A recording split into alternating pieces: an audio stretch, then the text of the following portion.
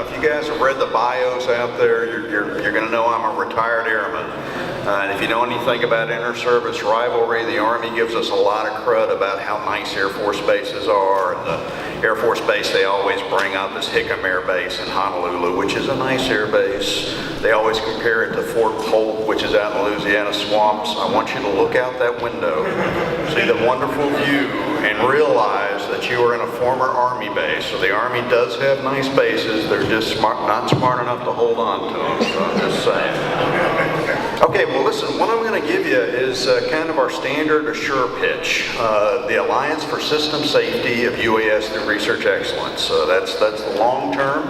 The short term, the one that's easier to remember, is we're the FAA's Unmanned Center of Excellence. We're the folks that are kind of the hub between academia, industry, and the federal government.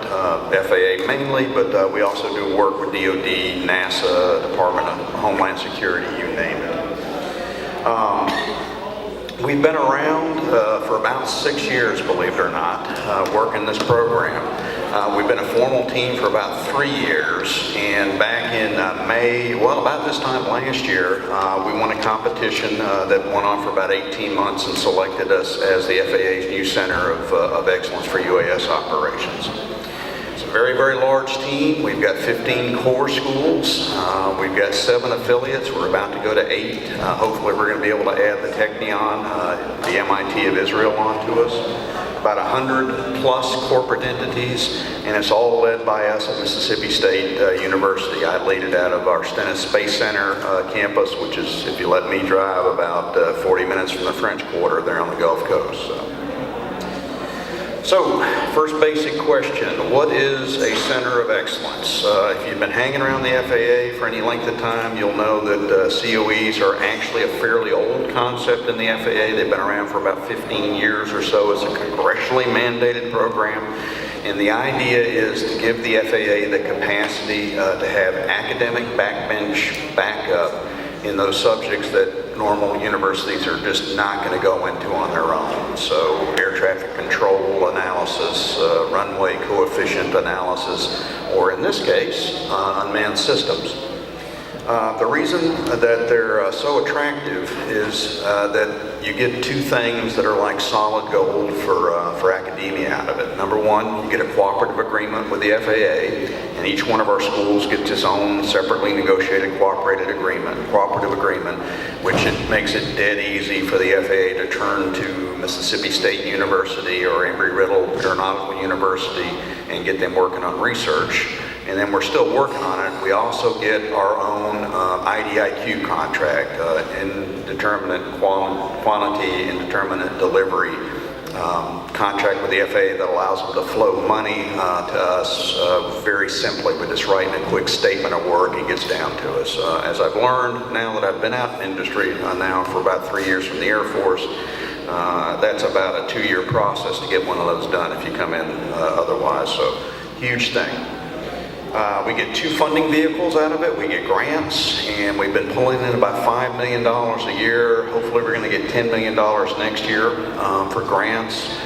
Good news, bad news on grants. Number one, they're free money from the federal government. Number two, we have to match them 1 for 1. So for every dollar we get in grant, we've got to go out to industry and get another dollar or pay for it out of our own pockets. And then I already mentioned the IDIQ contract, which is separate, and that's task dependent. So, for example, those of you that know Dallas Brooks, he's the director of the Raspet Flight Track Lab at Mississippi State University. He's also on the SART board. He gets paid through a direct contract. All right, now I know we're behind. I'm not going to tell you everything about every school on here because that would take an hour, but these are the Assure schools. When we put our team together 6 years ago, we went after 2 things and 2 things only. We wanted schools with the most practical, applied research experience with unmanned systems, and we knocked that ball out of the park. And then we wanted schools that knew the FAA and aviation rulemaking inside and out, and we pretty much knocked that ball out of the park too. So without going into too much details about the schools, I'll just cover them broadly. We have the entire state of Kansas. We have Wichita State University, Kansas University, and Kansas State University. Why Kansas? You cannot find finer schools on the face of this earth when it comes to particularly dealing with airworthiness in the FAA. FAA's Airworthiness Center is in Kansas City. It's easier to name an aircraft manufacturer that is not in Kansas than it is to name one that is, because they're all there. We've got New Mexico State University, fantastic UAS program. They were the original UAS test site for the FAA. We got one of their former test site directors here. They've been doing this, been in business about 12 years, I think, if I counted it up right. Long time there. University of North Dakota, key to the Northern Plains test site, has got a lot of practical experience, particularly doing detect and avoid work. We've got, University of Alabama in Huntsville, tremendous amount of work in UAS. It's got one of the nation's only rotorcraft science centers. Works hand in glove with the Army's program manager for UAS, which is about 5 miles out of their front door. We have the Godzilla and Shadow Government for Aviation Education in the World, Embry-Riddle Aeronautical University. They're in 13 different countries around the earth. We also have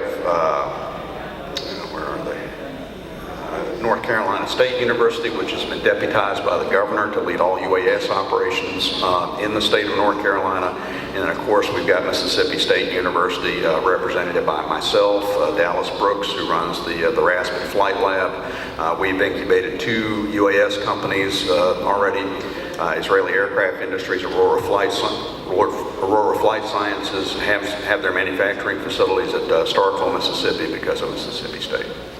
We've got a couple of foreign universities, University of Southampton in the United Kingdom, Concordia University in Canada, and hopefully we'll be adding the Technion in Israel very soon. We are run by an executive board, and the executive board is divided up into those research focus areas that we think the FAA is going to have to master in order to quickly and efficiently and safely integrate UAS into the national airspace. So first and foremost, we have airworthiness, which is led by Tom Aldag at Wichita State University, is co-led by Dallas Brooks at Mississippi State University. When we say airworthiness, we mean everything that traditionally encompasses airworthiness, plus our major research thrust for at least the past year, which is dealing with air-to-air and air-to-ground collisions. Training is led by Kurt Caraway, C. Caraway at Kansas State University. I'll have to admit that one has been a little bit more of a challenge working with the FAA on it because the Part 107 rules, we're still talking about what's going to come out on that. We've not gotten any tasking to go for the above 55-pound UAS, so we're doing quite a bit of work there. The Assure word for air traffic control, air traffic management is air traffic integration. That's run by Richard Stansberry at Embry-Riddle Aeronautical University. As you can imagine, UAS are going to have a massive impact on the air traffic control system in the United States, and we picked Embry-Riddle to do that because they host the FAA's next-gen test bed down there at Daytona Beach. C2 and Spectrum, probably the hardest part of Assure, which is control and communication, led by Kyle Snyder at North Carolina State University, backed up by Jim Gregory at The Ohio State University.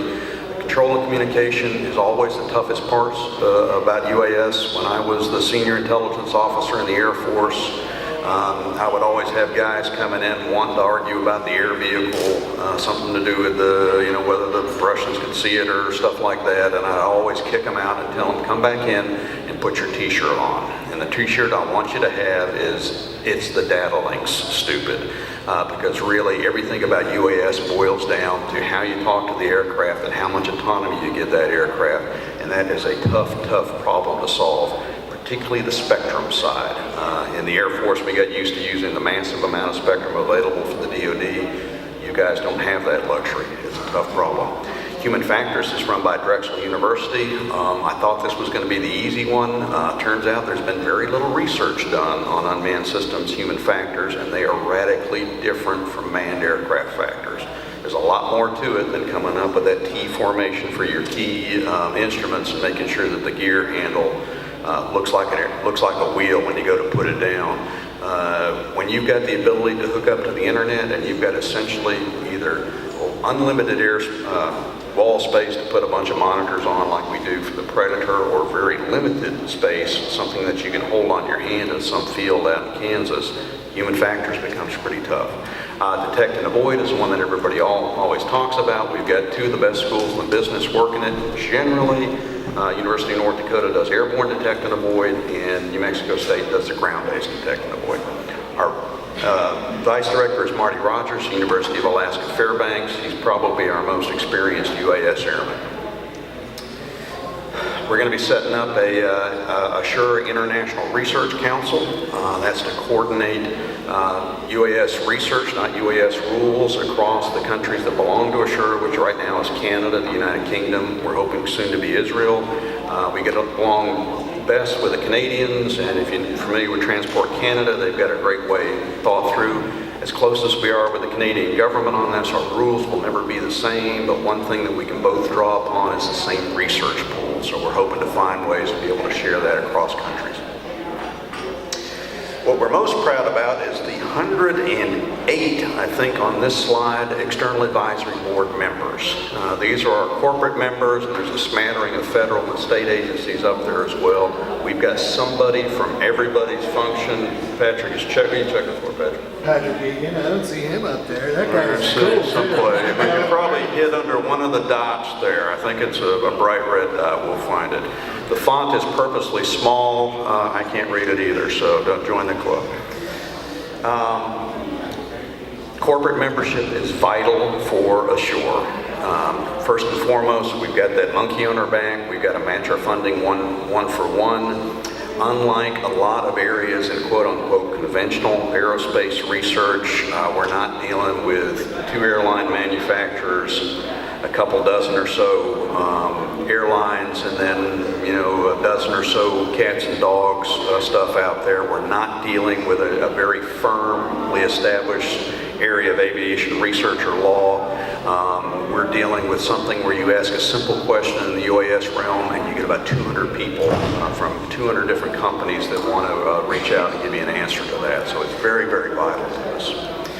But we're a small, dedicated group, and we don't have time to work with folks that aren't willing to put their nose to the grindstone, put some skin in the game, and engage in cooperative research with us and the FAA. So we've got, we want to be really clear about this. We get a lot of folks calling us up, asking us for money to do this and that. Assure is not a moneymaker. I'm going to channel Mitt Romney, and I hate doing this late in the election, but we are we are takers. We're not makers. You're not going to make money off of Assure now.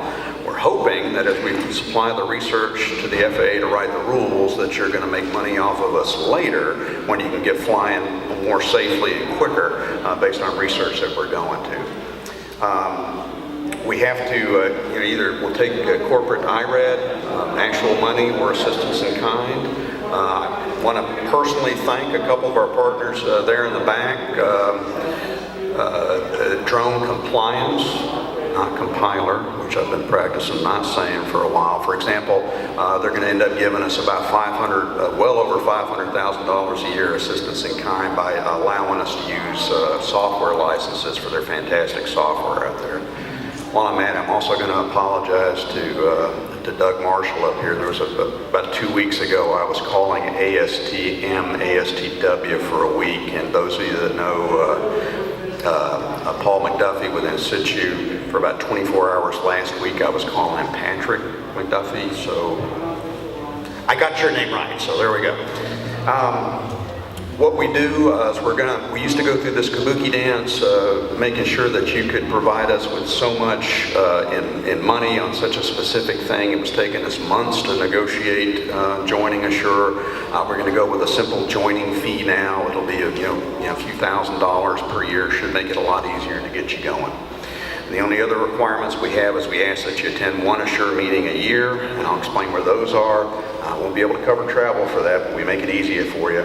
And again, we're there to turn research into rules. We're not there to fund your research program, but we do hope you make money on us on the back end. 2 meetings we got. We'll have one Monday, the Monday before Exponential in New Orleans. We'll always have our yearly meetings the Monday before Exponential in New Orleans and maybe a day after. And then the other one is New Mexico State University's TAC conference, which I've forgotten what TAC stands for, but it'll be 5th of December in Santa Fe, New Mexico this year. Next thing I want to talk about are our AIR teams, the Assure Industry Research teams. These are teams that we're forming now, and we form them with a specific set of industry partners and a specific set of Assure partners for a specific reason. And we exist to help both the FAA and in this case mainly the standard setting organizations like ASTM and RTCA. We exist to help them make rules by providing them a research. So the one I'll pick apart is the one that we're hoping to get set up very soon, Micro Air, which is going to cover the recent micro UAS rules and more importantly the operations over people rules. So we're going to go to the companies that are most interested in accelerating that research, and if you've read the ARC report, basically what the ARC said is the FAA should allow the industry to set up industry consensus standards for both micro UAS and for operations over people, and then allow the industry to self-certify compliance with that, which sounds great. But as Doug Marshall just mentioned, you have to actually put the standards out, you have to come up with validation methods. If we do it the old-fashioned way, Doug was talking about how when it actually comes to providing the research, there's usually a pregnant pause, you hear crickets because there's no formal organization set up to do that. It's Coalition of the Willing. Thanks. This case, we're going to set up University of Alabama, Huntsville, who's doing our ground collision research. They're going to get companies that are willing to do that. We're going to sign an NDA. We're going to agree on the intellectual property with the provision that most of the work that we're going to do, if not all, is going to have to become public. And we're going to be there for Doug when he needs research to set these standards up. And hopefully we can accelerate that quite a bit. We're also setting up what we call low-altitude safety hubs. We'll do most of our basic research at the test sites and in the labs and on the computers. When it comes time to test it in the real world, we want to test them in really specific, realistic scenarios. So we'll have a hub set up at Mississippi State and other places to do precision agriculture, not to actually do precision agriculture, but to see if the beyond visual line of sight mitigation measures that New Mexico State University has come up and the FAA thinks are about right, do they work in the real world? Do they work out in the Mississippi Delta when you've got crop dusters buzzing all over the place? The same with the other ones. Wildfire Response Hub. I know we had some firefighters talking about out here. How do you do that in the real world? How do you gather research from doing that? This is the research that we're doing now. We've got 8 funded tasks. It's about $10 million worth of research. We're hoping to get our next $10 million research released to us in the next month or so, we hope. First thing we're doing, Doug talked about I almost called it ASTW, ASTM F3803, airworthiness standards.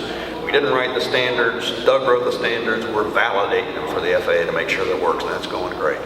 We're also developing a kind of a menu of beyond visual line of sight safety mitigation measures at New Mexico State and University of North Dakota that are going to come up and give the FAA an idea about whether ground-based sense and avoid is a safe methodology for flying beyond visual line of sight, whether ADS-B is a good idea, whether something we haven't thought of is a good idea.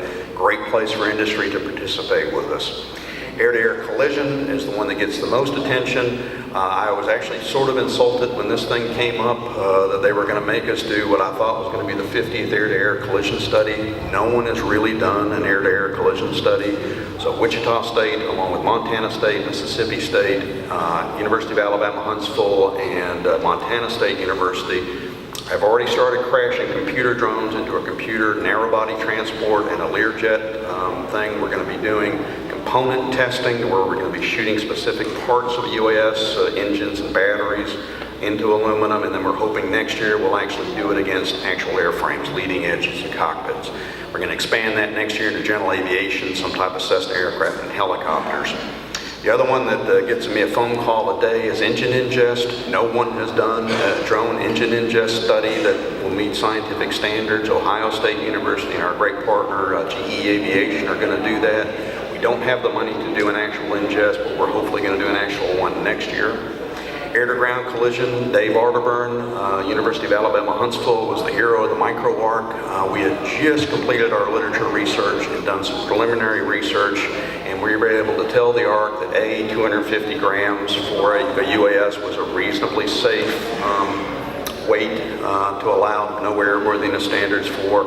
And it's looking, we're not ready to come out with this publicly, but it's looking like we can get away with a lot more weight than we thought, depending on the design of the UAS and operations over people.